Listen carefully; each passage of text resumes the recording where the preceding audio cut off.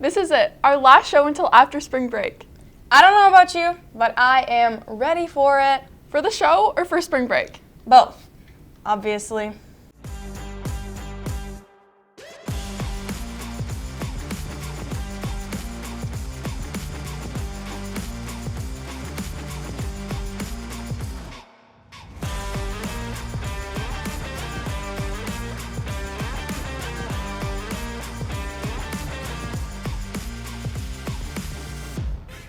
Our arts team has been hard at work digging up all the exciting events going on right now. And this week we had one of the most fun concerts of the year. Here, with all that and more, are the arts.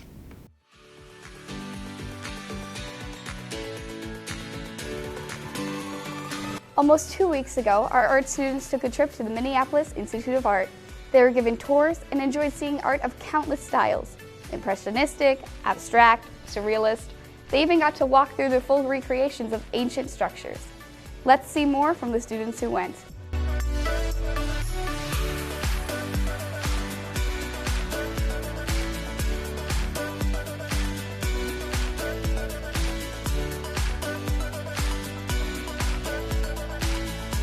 It's safe to say our artists are feeling inspired from the art and from the trip they made to McDonald's and Taco Bell after. I am fearless! In his red cape, Manny battled an angry army of zombie bears. I am strong! He soared through the skies in his yellow cape and The orchestra had a great performance last Monday when they took to the auditorium to give the community a children's concert. The instrumentalists sunk into their playing as the audience enjoyed full Oscar-worthy performances of their favorite children's stories. And we even saw some parents in the audience with tears in their eyes, and we heard laughter as Mr. Lizer and Mr. Smallage ran around stage. The orchestra thanks everybody who came. Small One was very grateful for the backup, and Manny was grateful too, because every superhero needs a sidekick.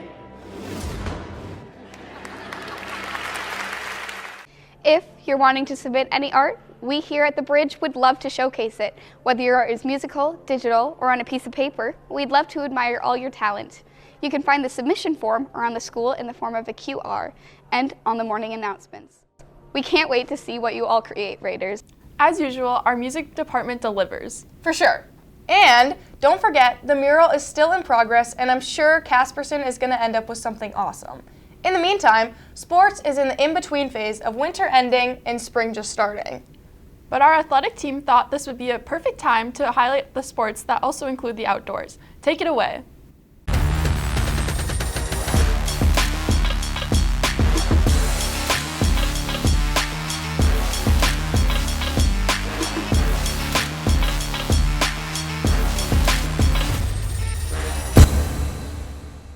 Well, spring sports are starting. The archery team has been going strong.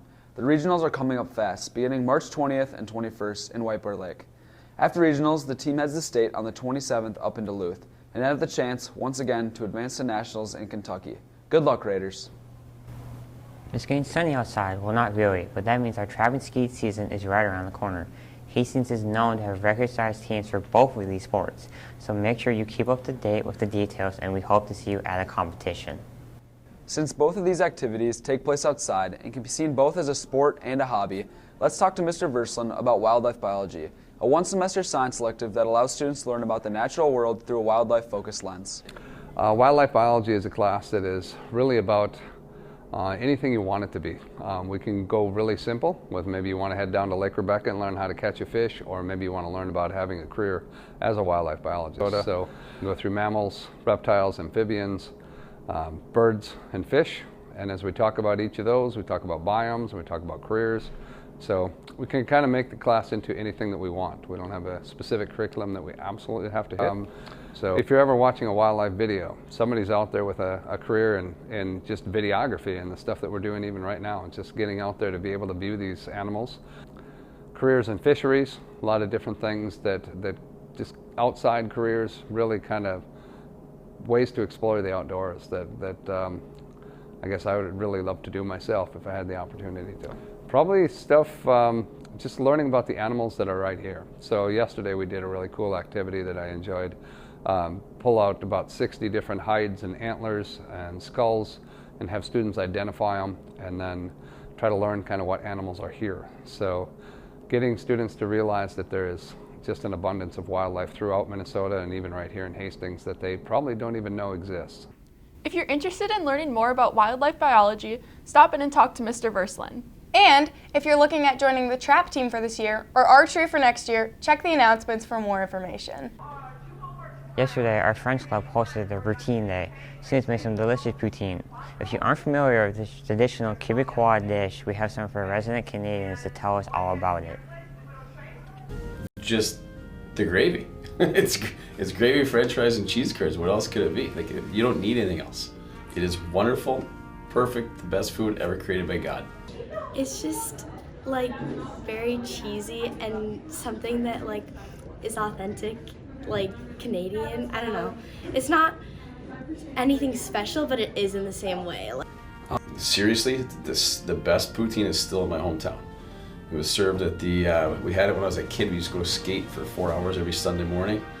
And in the middle of our skate, we'd run out of the rink, go to the Village Inn, and order French fries, gravy, and eventually it became poutine.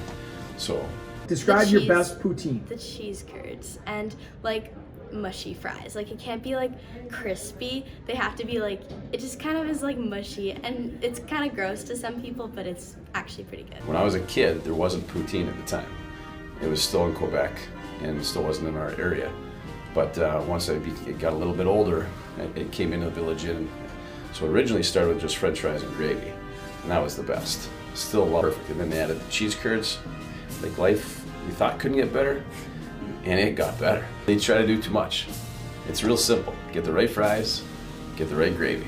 Do you find it sad after moving to Minnesota that you can't find poutine as often? Oh yeah, I like actually miss it a lot, and I really want it. The gravy wins. I'm all for trying new foods, but I might have to pass on that one. It's not my thing either, but I think any Canadians watching may beg to differ. Now that we've piqued your interest in food, it's time to dig into travel. What are you doing for spring break? I'm going to Mexico. Are you going anywhere? Wow, me too. Our senior trips are going to be so much fun. I wonder what everyone else is planning. Welcome back, guys.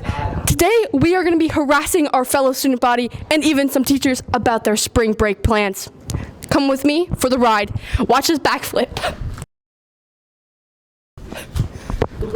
I'm going to Mexico. I'm going back to North Dakota to visit my best friend.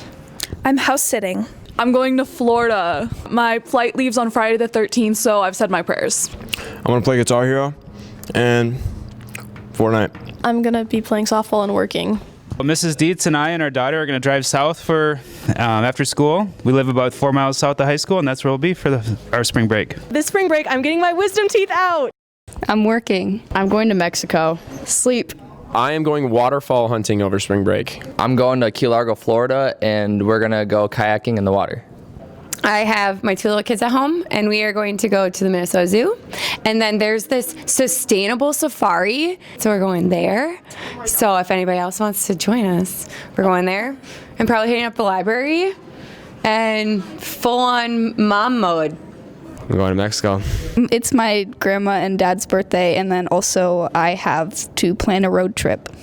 Playing video games. I'm going to be working on my Decades project.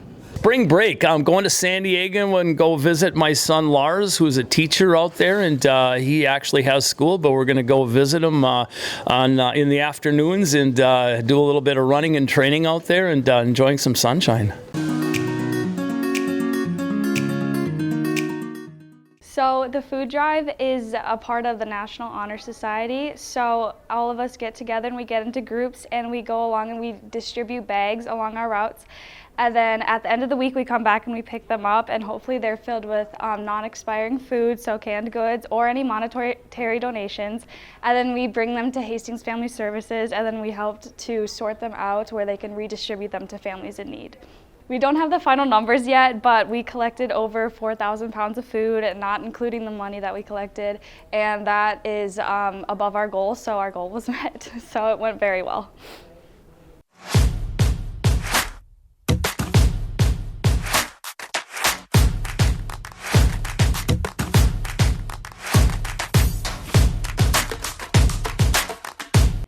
One more day, Raiders. One more day.